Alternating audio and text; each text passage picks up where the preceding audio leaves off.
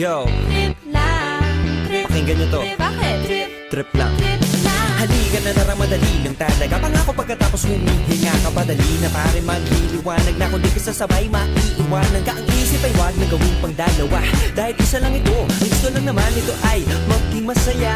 Para di ka mabato ay iwasan mo kung pananatili sa isang lugar. Ibig ko sabihin ay huwag ka papasakop sa takot, wag ka papasakop. Kapag nangate, di ka dito isipin mo. Tinipan sa lahat ng karanasan mo dito sa mundo. Bilang tao, gano'n pa rin, hindi nagbago. Pinakamasaya yung di pinlano. Kasi Pag di mo pa alam, nakakatakot pero exciting naman. Yeah! Sumabay lang sibat man ang bahala. Oras na subukan lang di pa nagagawa. Minsan lang kaya magpakaligaya. Mag-enjoy, magsaya, walang mawawala. Trip, trip, trip, trip lang.